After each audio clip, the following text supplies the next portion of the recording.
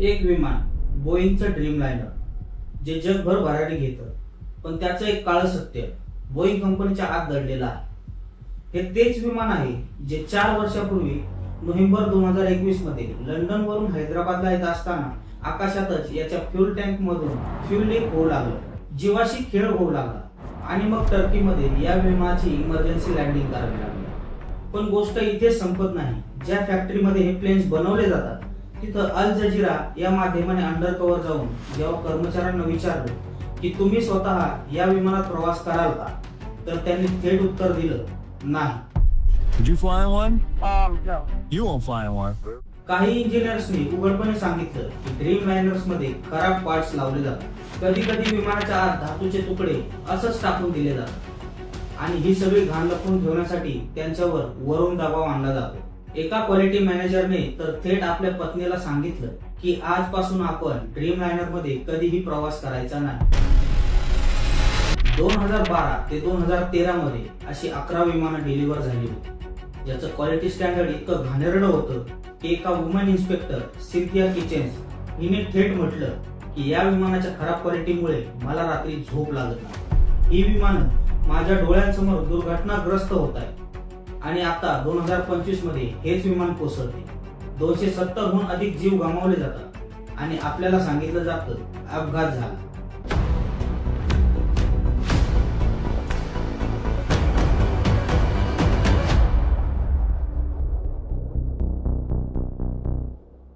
नमस्कार, बिंदास बिडू चॅनलवर तुमचे स्वागत आहे. 12 जून 2025 दुपारी 1:30 अहमदाबादच्या सरदार वल्लभभाई पटेल आंतरराष्ट्रीय विमानतळावरून एअर इंडिया फ्लाइट AI-171 हे लंडन साठी उड्डाण करतो. हे विमान बोईंग 787 ड्रीम लायनर होते. फ्लाइट मूळ वेळेनुसार 1:10 उड्डाण करणार होतं, पण 20 मिनिटं उशीर झाला. उशीर होण्यामागचं कारण आहे फ्यूल रिफिलिंग.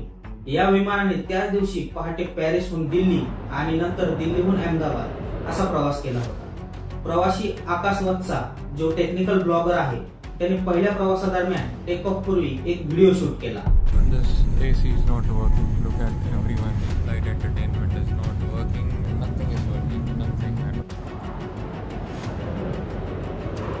त्यात एसी नीट काम करत नसल्याचं दिसत आहे. विमानातील स्क्रीन्स बंद पडलेल्या दिसत आहेत. त्याचे रिमोट ही काम करत नसल्याचं दिसत आहे आणि विंग फ्लॅप्स सतत हालताना दिसत आहे. ही गोष्ट टेक ऑफ पूर्वी फ्लॅप्स व्यवस्थित न सेटल झाल्याचं निदर्शक होते. लंडनच्या प्रवासावेळी विमानात 230 प्रवासी, 10 क्रू मेंबर्स आणि 2 अनुभवी पायलट्स होते. कॅप्टन सुमित सब्रवाल ज्यांचा 8200 तासांचा एक्सपिरियन्स होता आणि को पायलट क्लाइव्ह कुंदर यांचाही 1100 तासांचा फ्लाइंग एक्सपिरियन्स होता. हे दोघेही अनुभवी पायलट्स होते. याच वेळेस 17 वर्षाचा आर्यन जो अहमदाबाद मध्ये पहिल्यांदाच आला होता, त्याला त्याच्या गावाकडच्या मित्रांना दाखवायचं होतं की विमान कसं उड्डाण करतं, म्हणून तो त्याच्या गच्चीवरून टेक ऑफ होत असलेल्या विमानाचा व्हिडिओ घेत होता. त्याला वाटलं की गावाकडे दाखवायला काहीतरी खास व्हिज्युअल मिळेल, पण त्याचा हा कॅज्युअल व्हिडिओ पुढे जाऊन या अपघाताचा सर्वात महत्त्वाचा पुरावा ठरला. आधीच सुरू असलेले टेक्निकल प्रॉब्लेम्स, विमानाचे उशिराने उड्डाण आणि 2 प्रत्यक्षदर्शी व्हिडिओ हे सगळं काहीतरी गंभीर घडण्याचं संकेत देत होतं.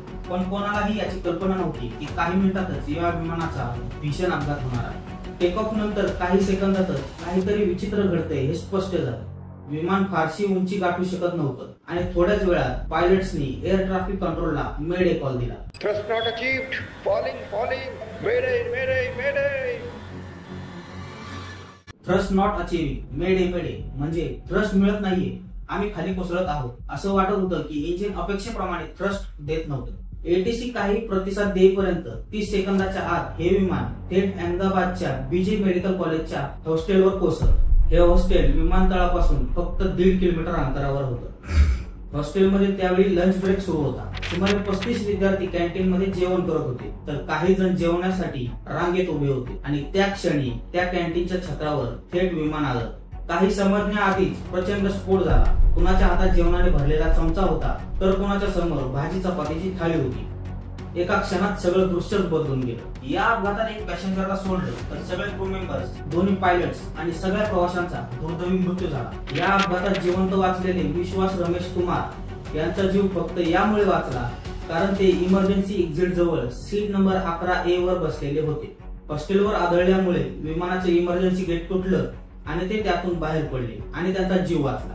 पण त्यांच्या शेजारी बसलेले त्यांचे भाऊ अजय त्यातच मृत्युमुखी पडले। या विमान दुर्घटनेत प्रवासी, क्रू मेंबर्स, हॉस्टेलमधले विद्यार्थी आणि आजूबाजूचे नागरिक असे मिळून एकूण 270 लोकांचा मृत्यू होतो आणि हे सगळं घडलं केवळ 30 सेकंदात। अशातच एक प्रश्न निर्माण होतो की हा अपघात का झाला, या अपघाताला रोखता आलं असतं का आणि या 270 लोकांच्या मृत्यूला कोण जबाबदार आहे। एअर इंडियाने मोठी चूक केली होती की सरकारकडून काही कमी पडलं होतं, नक्की कुठे चूक झाली ज्यामुळे हा अपघात झाला।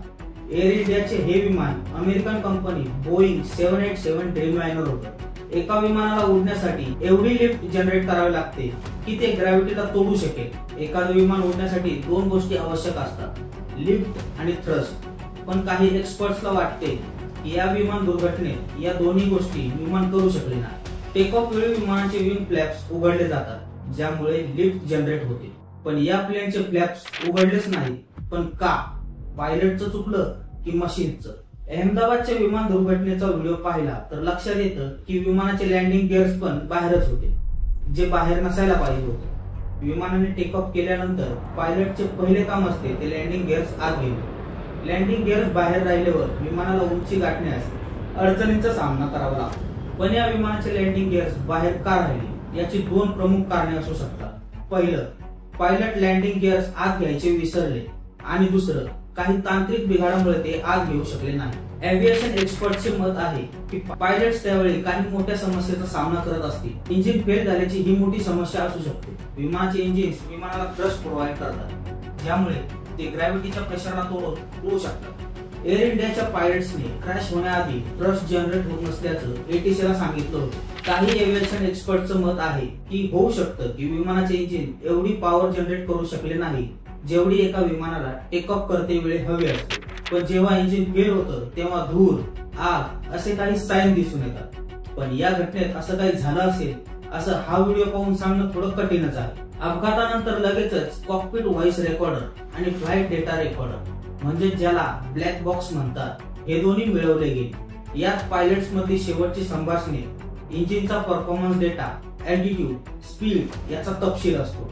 याची तपासणी AAIB करत आहे, म्हणजे एअरक्राफ्ट ऍक्सिडेंट इन्व्हेस्टिगेशन ब्युरो, ज्यांना अमेरिका, NTSB आणि UK टीम्स कडून मदत मिळते। ब्लॅक बॉक्स भारतातच तपासला जाणार असल्याचं सरकारचं म्हणणं असलं तरी काही मीडिया रिपोर्ट्स नुसार तो अमेरिकेला पाठवण्याची शक्यता वर्तवली जात होती। या दरम्यान 2 महत्त्वाचे व्हिडिओ समोर आले। पहिला आर्यनने शूट केलेला जिथं प्लेन टेक ऑफ होताना दिसतं आणि दुसरा एअरपोर्टच्या CCTV फुटेज मधला जिथं टेक ऑफ ते क्रॅश पर्यंतचा प्रवास दिसतो। आर्यनच्या व्हिडिओमध्ये एक विचित्र गोष्ट दिसते, टेक ऑफ नंतर ही लँडिंग गिअर्स बाहेरच होते आणि रॅम एअर टर्बाइन हा बाहेर आलेला दिसतो। विंग फ्लॅप्स ही पूर्णपणे डिप्लॉय नव्हते, यामुळे टेक ऑफ मध्ये अडचणी आल्याचं दिसून येतं। आर्यनच्या व्हिडिओत एक लहानसा पण महत्वाचा भाग दिसतो। विमानाच्या खालच्या बाजूला एक पंखा बाहेर आला आहे। हा पंखा म्हणजे रॅट म्हणजे RAM air turbine. RAM air turbine म्हणजे काय हे मी तुम्हाला सांगतो। तज्ञांच्या मते हा रॅट आहे। जेव्हा विमानामध्ये सर्व पॉवर सप्लाय फेल होतात तेव्हा रॅट आपोआप बाहेर येतो आणि हवेच्या गतीने फिरून काही आवश्यक सिस्टीमना वीज पुरवतो। रॅम एअर टर्बाइन दिसणं म्हणजे एक संकेत होतं पूर्ण इलेक्ट्रिकल किंवा इंजिन फेल्युअर झाले असल्याचं। कॉकपिट मध्ये ऐकू आलेला मोठा आवाज, फ्लिकर होणाऱ्या लाईट्स हे याचं आणखी एक समर्थन करतं। यातून असा निष्कर्ष निघतो की क्रॅश होण्याआधी प्लेन मध्ये टोटल पॉवर लॉस झाला होता। पायलट्सने थ्रस्ट नॉट अचिव्हिंग असं मेडिकॉल मध्ये सांगितल्यावर हे स्पष्ट होतं की इंजिन काही कारणामुळे पुरेसं थ्रस्ट देऊ शकत नव्हतं। यामागे हे 3 कारण आहेत। पहिलं, फ्यूल कंटामिनेशन, जिथे इंधनात पाणी, घाण, रस्ट किंवा मायक्रोबियल ग्रोथ असू शकते। दुसरं, इलेक्ट्रिकल फेल्युअर, जेव्हा जनरेटर्स फेल होतात। आणि तिसरं, इंजिन कंट्रोल फेल होणे, जिथे कंट्रोल प्रतिसाद देत नाहीत आणि पायलट थ्रस्ट वाढवू शकत नाही। ही 3 मुख्य कारण आहेत थ्रस्ट न मिळण्यामागे। बोईंग 787 ड्रीमलायनर मध्ये यापूर्वी अनेक वेळा lithium ion battery failure, windshield cracks आणि इंजिन समस्यामुळे फ्लाइट्स डायव्हर्ट झाल्या आहेत। जपानमध्ये 2030 मध्ये 2 विमानांना आपत्कालीन लँडिंग करावी लागली होती। यातील काही घटनांमुळे संपूर्ण ड्रीमलायनर फ्लीट ग्राउंडही करण्यात आले होते। AI-171 क्रॅश झालेलं हे विमान 2014 मध्ये एअर इंडियाला डिलिव्हर झालं होतं आणि यामध्ये पूर्वी फ्यूल लीक सारख्या घटना घडल्यावर लंडनला जाण्या अगोदरच याच्या AC आणि इन फ्लाइट एंटरटेनमेंट सिस्टम मध्ये बिघाड झाला होता। FAA कडून बोईंगच्या लिथियम बॅटरी आणि काही इतर सिस्टीमला कमी टेस्टिंग मध्ये परवानगी देण्यात आली होती। बोईंगचे काही इंजिनियर्स आणि फॉर्मर एम्प्लॉईजनी सांगितले की ड्रीमलायनर्स मध्ये खराब पार्ट्स लावले जातात कचरा आतच राहतो आणि मॅनेजमेंटवर सेफ्टीपेक्षा खर्च कमी करणे हीच प्रायोरिटी असते. जॉन बार्नेट नावाच्या क्वालिटी मॅनेजरने सांगितले होते की अजून एकही ड्रीमलायनर असं नाही जे पूर्णपणे सेफ आहे. त्यांनी असेही सांगितले की जी 11 विमानं अत्यंत खराब स्टँडर्डचे होते त्यातील 6 विमानं भारतात म्हणजेच एअर इंडियाकडे पाठवण्यात आली होती. टाटा ग्रुपने एअर इंडिया घेतली असली तरी एअर इंडियाचं मेंटेनन्स अजूनही सरकारी मालकीची company air India engineering service limited कडे आहे. AI-171 ची पूर्ण सर्व्हिसिंग जून 2023 मध्ये करण्यात आली होती.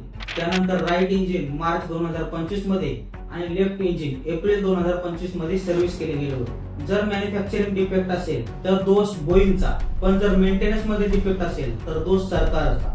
पण प्रश्न हा आहे की दोष कधी, कुठे आणि कोणाच्या दुर्लक्षामुळे झाला? पायलट थकलेले होते का? फेक सेफ्टी रिपोर्ट तयार केली गेली होती का? आणि DGCA ऑडिट मध्येही हे सापडलं होतं का? तसेच अनेक मुद्दे असे दर्शवतात की अपघात फक्त एका कारणामुळे झाला नव्हता. AI-171 क्रॅश ही अपघाताची मालिका होती. टेक्निकल फेल्युअर, इंजिन अडचणी, इलेक्ट्रिकल बिघाड, फ्युल मध्ये अशुद्धता आणि यंत्रणांचा हलगर्जीपणा एकाच गोष्टीला दोष देऊन याचा अर्थ लावणं चुकीचं ठरेल. हा अपघात आपल्याला दाखवून देतो की उड्डाण सुरक्षेमध्ये जर एखादी गोष्ट दुर्लक्षित झाली तर त्याची किंमत शेकडो निरपराध जीवांनी भरावी लागते. या क्रॅशच्या कथेमागे आपण पाहिलं कसं कंपन्यांची लालसा, मेंटेनन्स मध्ये दुर्लक्ष आणि सिस्टमची कमजोरी एकत्र आली. जर तुम्हाला ही स्टोरी आवडली असेल आणि तुम्हाला अशाच प्रकारच्या डीप इन्व्हेस्टिगेटिव्ह डॉक्युमेंटरीज बघायला आवडत असतील तर तुम्हाला बोईंग कंपनीमध्ये किती भ्रष्टाचार आहे त्यावरचा व्हिडिओ बघायचा असेल तर कमेंट करून नक्की सांगा. तोही असाच एक स्कॅम आहे जिथं सिस्टीम मध्ये किती खोलवर भ्रष्टाचार रुजलेला आहे ते उघड होतं. आणि हो, जर तुम्ही अजून सबस्क्राईब केलं नसेल तर लगेच करा, कारण अशा सत्यकथांसाठी आम्ही परत येणार आहोत.